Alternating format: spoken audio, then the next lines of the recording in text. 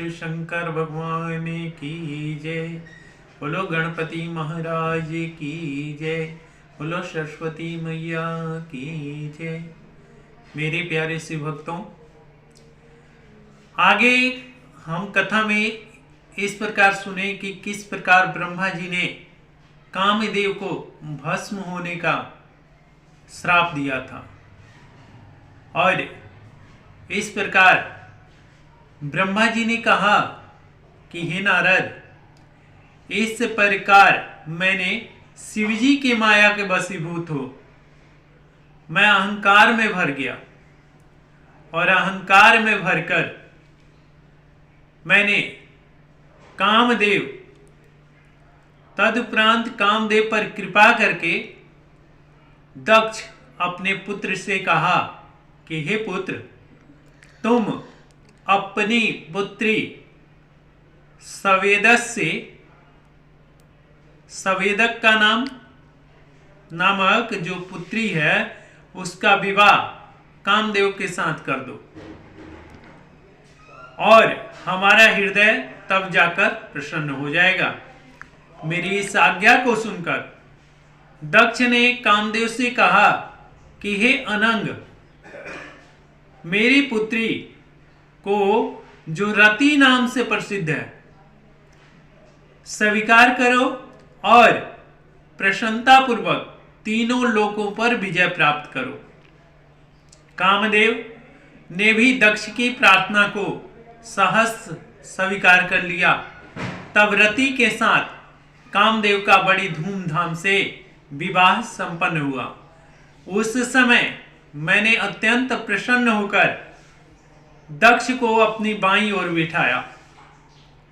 फिर पिता के समान उपदेश करते हुए भगवान सदाशिव ने मुझसे जो शब्द कहे थे उन पर विचार करते हुए दक्ष से बोला कि हे दक्ष, शिवजी योगी स्वरूप धारण कर तीनों लोकों को जीत लिए हैं।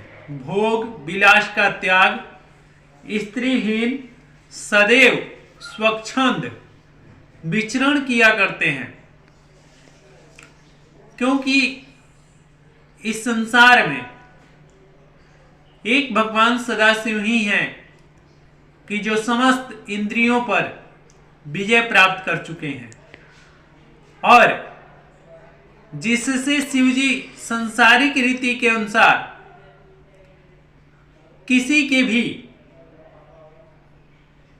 बहकावे में या कोई भी किस्म का उनमें अहंकार, काम, क्रोध, लोभ, मोह कुछ भी नहीं व्यापता, क्योंकि वह संसारी जीवों के पिता हैं।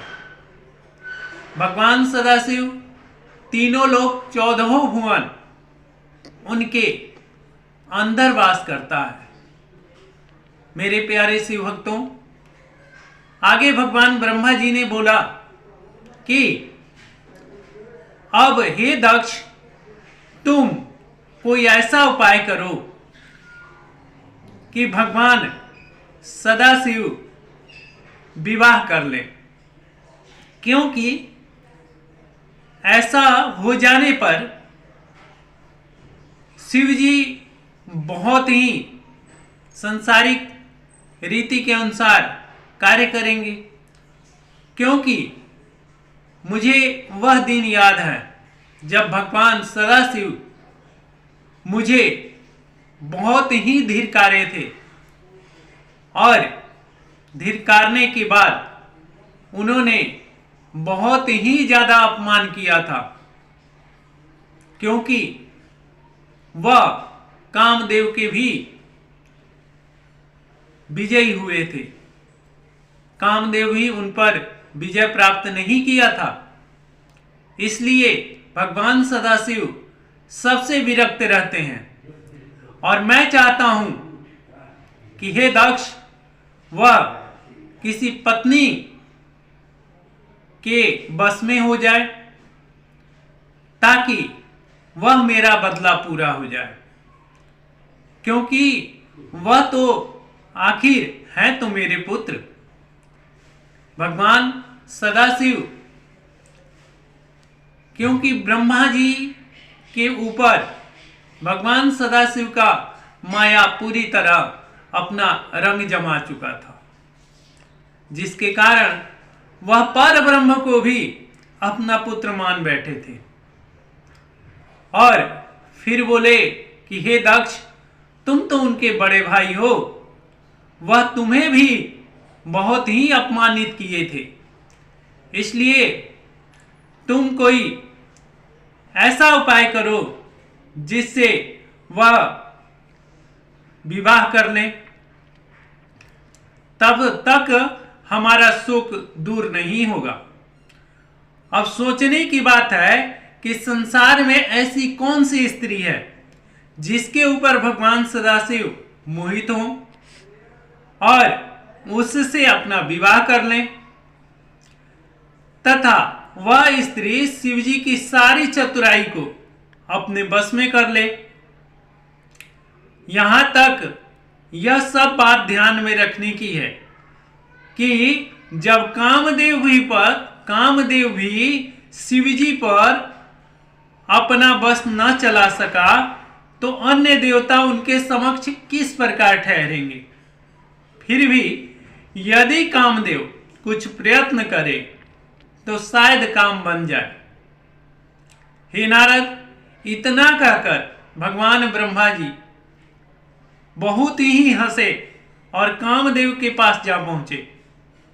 उसके सुंदर स्वरूप को देखकर भगवान ब्रह्मा को निश्चय हो गया कि कामदेव द्वारा हमारा काम अवश्य पूरा होगा, अवश्य सिद्ध हो जाएगा। इसलिए कामदेव मुझे अत्यंत आदरपूर्वक अपने पास बैठाए और उसी समय ब्रह्मा जी ने अपने श्वास से एक पुरुष को उत्पन्न किया, जिस पुरुष का नाम बसंत था। उनका नाम बसंत रखा गया। बसंत के जन्म से कामदेव की शक्ति में वृद्धि हो गई।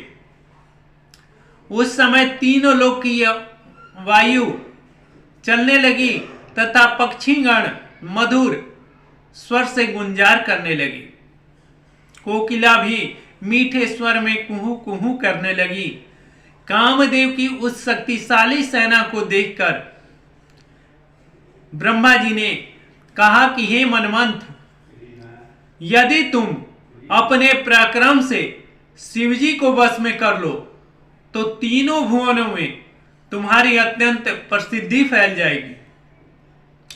अस्तुतः तुम मेरी आज्ञा मानकर इस कार्य को शीघ्र कर डालो।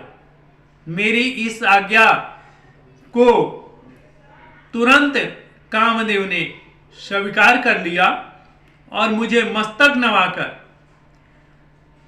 तदुपरांत वह अपनी सेना को साथ लेकर भगवान शिव जी के कैलाश पर्वत पर पहुंच गया। बोलो शिव शंकर भगवान की जय।